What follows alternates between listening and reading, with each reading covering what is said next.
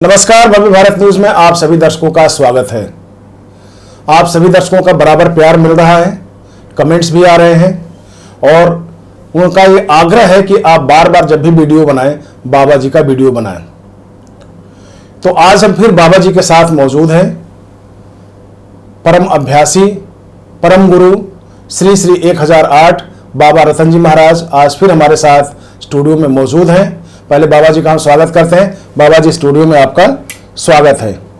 बाबा जी, एक सवाल आया है कि वर्ण व्यवस्था जो पहले बनाई गई है, वेदों में जिसका वर्णन है, यजुर्वेद में जिसका वर्णन है, वो इस प्रकार है कि ब्रह्मणस्य मुखमासीद वाहु राजन्य कृतः उरु तदस्त यद्वैस्य पद्माभ्याम शूद्रो अजायतः।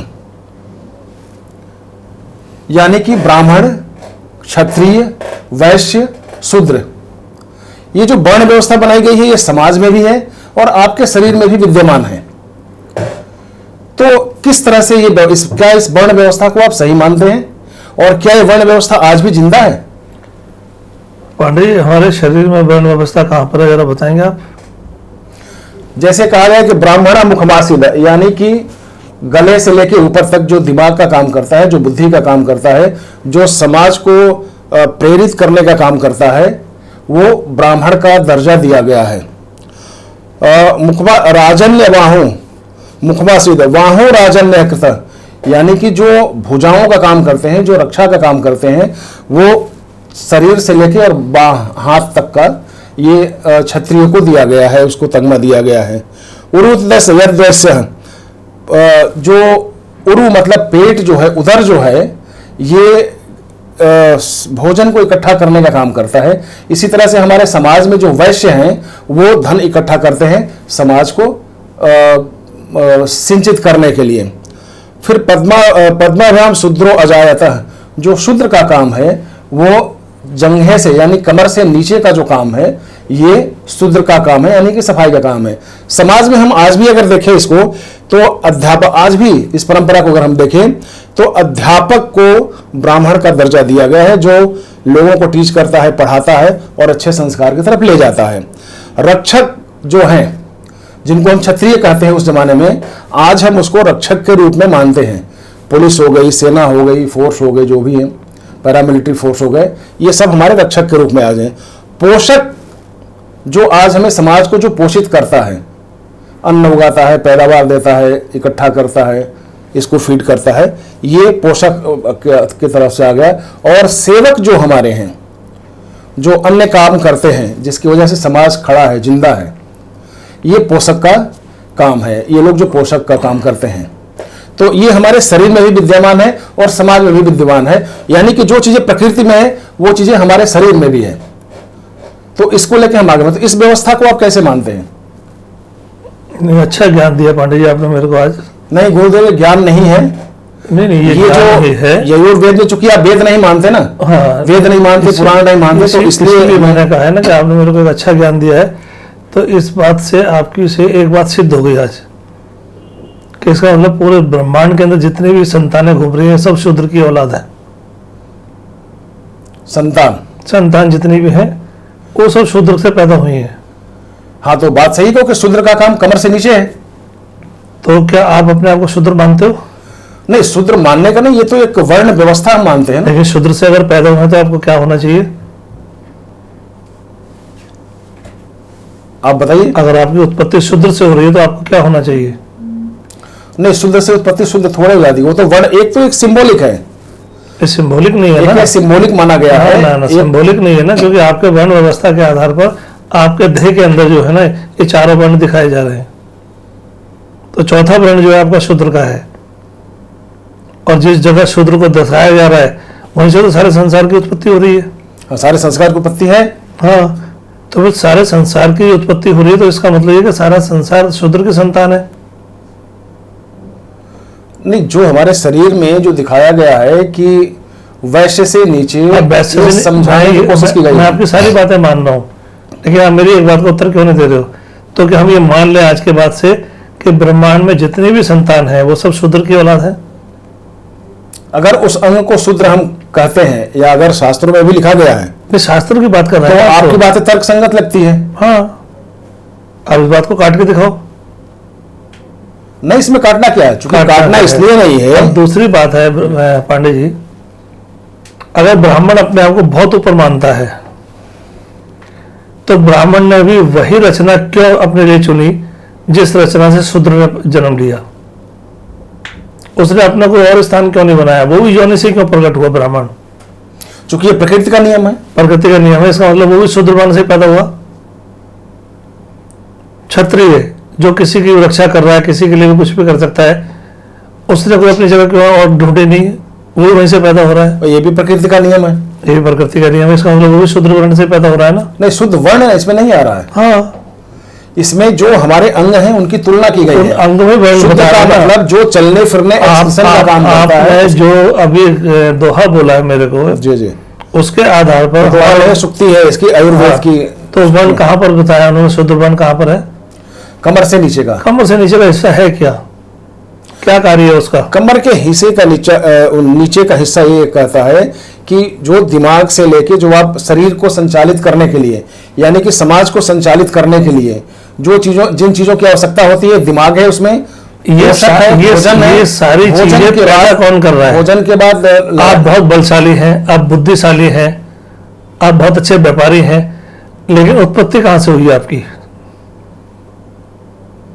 जेनेटल सिस्टम से। क्या होता है वो? हिंदी में बताएंगे थोड़ा सा? वही जो योनि होती है, शुद्रता से ना। हाँ। तो ब्राह्मण जब पैदा हो रहा है तो उसने अपनी अलग कोई जगह क्यों नहीं ढूंढी? वो भी उसी गंदगी से पैदा हो रहा है। क्षत्रिय वो भी उसी गंदगी से पैदा हो रहा है। व्यापारी जो है वो भी उसी गंदगी से पैदा हो रहा है। इन्होंने अपने लिए अलग अलग जगह क्यों नहीं ढूंढी? अगर ये अपने आप में इतने बुद्धिमान थे तो इनको अलग से जगह ढूंढनी थी अपने लिए कि हम तो ब्राह्मण है, हम उस जगह से आएंगे ही नहीं। नहीं, इसमें इनका बस कहाँ है? मानव की उत्पत्ति। हाँ, तो इसलिए आपको मानना चाहिए कि सारी की सारी संतान जो है वो शूद्र से उत्पत्ति हुई है। उसके बाद कहीं जाकर के वो ब्राह्मण बना, उसके बाद कहीं जाके क्षत्रिय बना है, और उसके बाद कहीं जाके वैश्य बना है। नहीं, ये भी कहा गया है कि जन्म के समय जो बालक पैदा होता है वो शूद्र रूप में ही होता है। ये भी कहा गया है कि जन्म के समय जो बालक पैदा होता है वो शूद्र के रूप में होता है, क्योंकि गंदगी हाँ, तो आप इस बात को मान लो। इसके बाद उसकी नरिशमेंट होती है और फिर उसमें अध्यापक का, रक्षक का, पोषक का काम आता है। इसके बाद फिर सेवक का काम आता है। वो विषय उसकी शिक्षा का है जी, लेकिन है तो शूद्र। पैदावार ही तो कहा गया है उसमें कि पैदाइशी आप शूद्र हैं। आपको दूसरे ढंग पैदाइशी शूद्र है कहा गया है। मैं एक और बात समझाता हूं। हर व्यक्ति, पूरे ब्रह्मांड का हर व्यक्ति जो है वो ब्राह्मण है, हर व्यक्ति शूद्र है, हर व्यक्ति वैश्य है, हर व्यक्ति क्षत्रिय है। रोजमर्रा के जीवन में आप इन चारों वर्णों से गुजरते हो। जैसे आप सुबह सुबह स्नान वगैरह करके अपने पूजा पाठ करते हो, ये कौन है? ब्राह्मण। ब्राह्मण। पूजा पाठ करने के बाद आप अपनी गद्दी पे बैठते हो अपने व्यापार के लिए। अगर आपके व्यापार से कोई आदमी सामान ले जाए और पैसा ना दे तो आप क्या बन जाओगे? राजन ने बाहू, यानी कि क्षत्रिय बन जाओगे और लड़ोगे उससे। ठीक है। अब अगर वो आदमी सामान ले गया और पैसे नहीं दिए तो फिर आप व्यापारी कैसे? व्यापार करोगे तो पैसा तो चाहिए ना आपको, तो फिर आप उसके बाद जो है व्यापारी बन जाते हो। और उसके बाद क्या स्थिति रह रही है? शूद्र की। शूद्र की। अब शुद्रता कहां से शुरू हुई आपकी?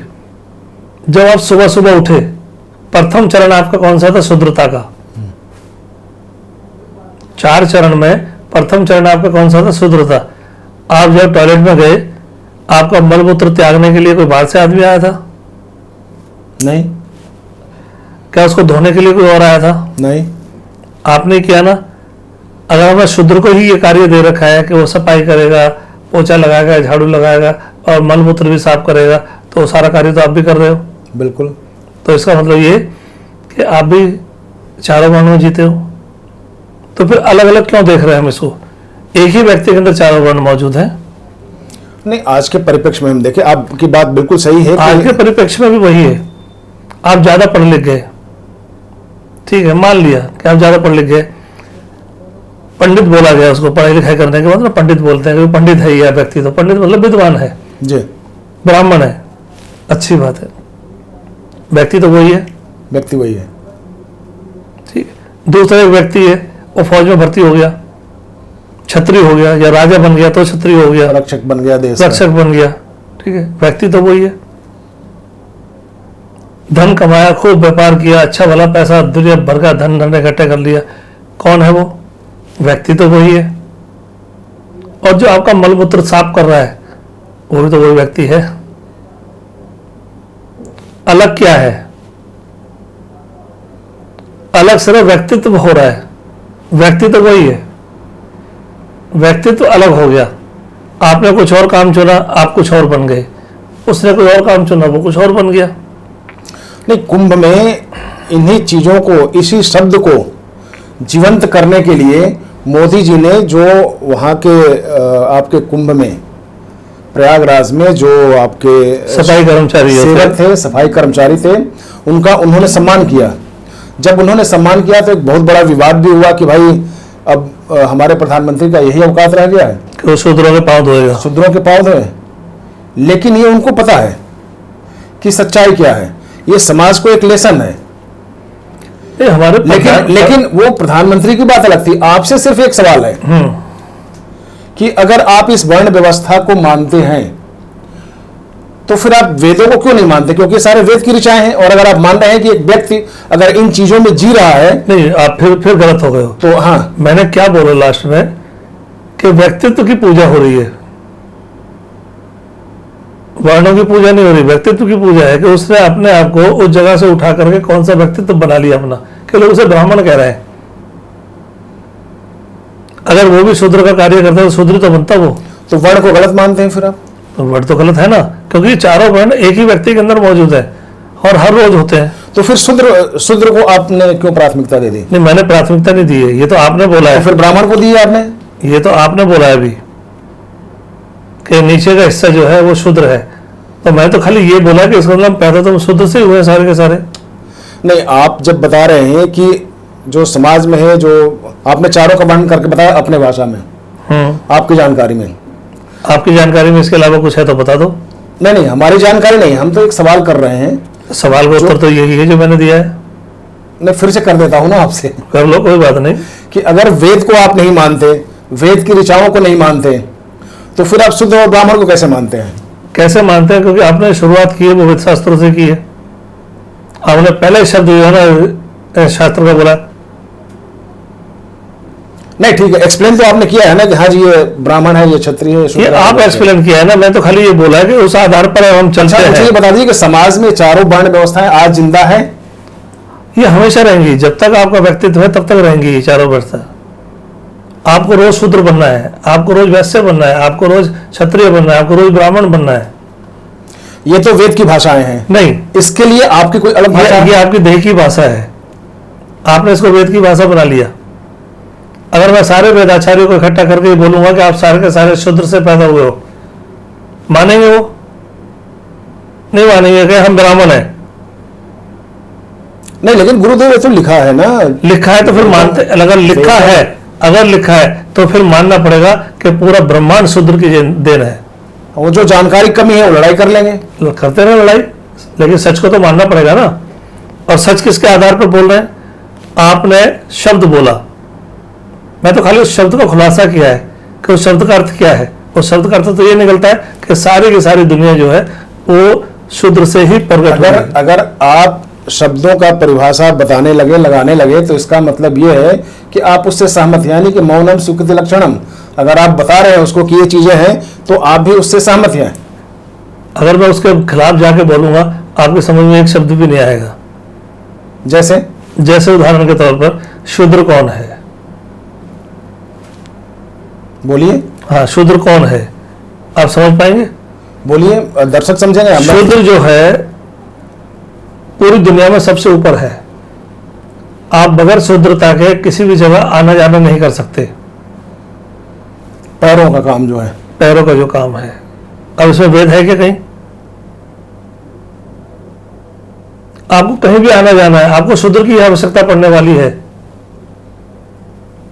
इसके अलावा कुछ भी नहीं है। वहां जाकर के आपको जो कार्य करना है उसके लिए आपको किसकी आवश्यकता पड़ेगी? बुद्धि की। शूद्र के आधार पर आप वहां तक पहुंचेंगे और बुद्धि का वर्णन शुरू कर देंगे। सही बात है। हाँ, अगर शूद्र आपको वहां तक लेके ही ना जाए तो आप क्या करेंगे बताओ? फिर तीनों चीजें जो है ब्राह्मण, क्षत्रिय और वैश्य जो है वो तीनों शूद्र के गुलाम हैं। ये तीनों उसकी गुलामी करते हैं। अगर वो नहीं जाएगा, हड़ताल करके बैठ गया कि आज मैं हिलूंगा नहीं अपनी जगह से, आप बताओ क्या कर सकते हो? आपका ब्राह्मण भी रह जाएगा, आपका क्षत्रिय भी वहीं पड़ा रहेगा और आपका जो है वैश्य भी वहीं पड़ा रहेगा। तो इसलिए शुद्रता को नीचता में मत देखो आप।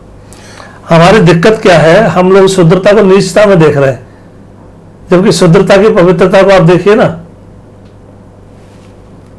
कि उसके बगैर आप एक कदम नहीं चल सकते आगे। बात सही है आपकी बिल्कुल। इसलिए आज जो हमारे समाज में जो हरिजन लिखा गया है, शूद्र लिखा गया है, नहीं, हरिजन का सब्जेक्ट अलग है। हरिजन जो शब्द की देन है वो महात्मा गांधी द्वारा दिया गया है कि आप सारे के सारे हरि की औलाद हो, इसलिए आप हरिजन हो। लेकिन उसको भी लोग बुरा मानते रहे, ना समझ लो। हाँ, इसलिए बुरा मान रहे हैं ना, क्योंकि जिसने दिया है वो कौन था, उसकी जाति क्या थी? वैश्य। इसके अलावा ब्राह्मण तो नहीं था ना, वो क्षत्रिय तो नहीं था, नहीं, लेकिन वो वैश्य था। और वैश्य की बुद्धि ने क्या कार्य किया? यानी कि वैश्य के अंदर ब्राह्मण घुस गया और ब्राह्मण ने बता दिया कि भी ये शूद्र है। लेकिन शूद्र को शुद्धता के आधार पर लोग नीचता में ना देखें, इसलिए उन्होंने शब्द का उपयोग किया कि आप सब हरिजन हो। चलिए, तो आप बाबा जी को जिस रूप में जानते हैं, जिस तर्क के लिए आप जानते हैं, आज वही आपने देखा। और ये बात सच है कि शूद्र को आप कभी नीचता से न देखें, नीची नज़र से न देखें, क्योंकि शूद्र ही वो योग है, शूद्र ही वो चीज़ है कि समाज को भी चलाता है और आपको भी चलाता है। यानी कि सृष्टि का जो चक्र चल रहा है उसमें शूद्र की बहुत बड़ी भूमिका है। जो आप जिंदा हैं, हम जिंदा हैं और पूरा समाज चलता है। आपका बहुत बहुत धन्यवाद। और बाबा जी, आपसे भी हम विदा लेते हैं। बहुत बहुत चरण स्पर्श धन्यवाद आपका भी।